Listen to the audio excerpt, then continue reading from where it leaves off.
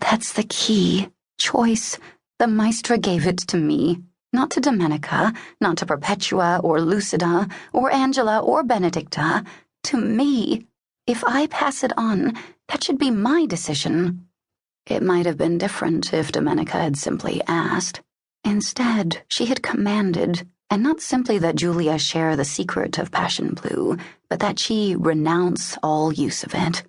If she gave the formula to Domenica, she would never see Passion Blue take shape beneath her own hands, its voice rising from the grinding stone.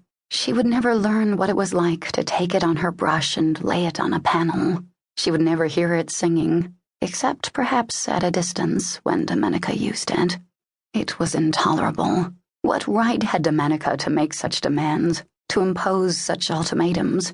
And the way she'd spoken of Humilità. As inflexible as Domenica was, as self-righteous and intolerant, she'd never shown anything but respect for Humilità, or deference to Humilità's orders. Obviously, this had been pretense, and a skillful one, for she'd completely concealed her judgment until Humilità was gone, and she needed to conceal it no longer. If so much guile and bitterness could hide behind Domenica's controlled facade, could greed be hidden there as well? Domenica already had the gift she wanted most. She was Maestra now, which she would never have become had Humilità lived. But perhaps that was not enough for her. She'd claimed she wanted Passion Blue for the sake of the workshop, but she would not be the first artist to covet the radiant color for herself, or to act on that desire. If that's so, she's no better than a thief, as Ormano was a thief, as the Maestra's own father is a thief. Would she really do it? Would she really dismiss me from the workshop? Even to think it made Giulia feel ill. She could not remember a time when she hadn't drawn. It was not something she'd been shown or taught, simply something she knew how to do, as instinctive as breathing. Yet, until she came to Santa Marta, she had never thought of her sketching as anything but a private passion. The world was ruled by men.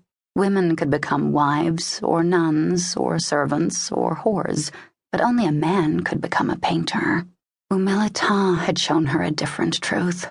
Convent walls were prison walls, but they enclosed a paradoxical freedom, for within them, women must necessarily do all the things men did in the world outside.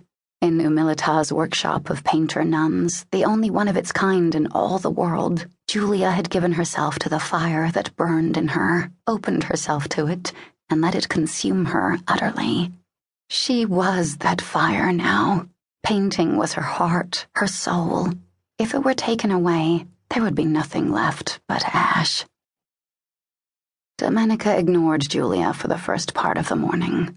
But near noon, as Giulia was measuring a batch of yellow ochre into the little clay pots in which paints were stored, she stalked over to the grinding table and stood watching. In her nervousness, Giulia lost her grip on one of the pots, which fell to the floor and smashed. "Clumsy girl," Domenica said in a voice of ice. "I'm sorry, Maestra." Giulia kept her eyes lowered. "I'll clean it up at once." "I can see from what's on the slab that you've not ground the mixture nearly fine enough. Discard what you've prepared and begin again." Discard it? To Giulia's spirit-altered senses, the rasping song of the ochre sounded just as it should, with not the slightest off-note of impurity. All of it? "I despair of your future, Giulia, if you cannot comprehend simple verbal instructions. Let me know when you are finished." Domenica turned away. The other painters who had been watching quickly went back to work.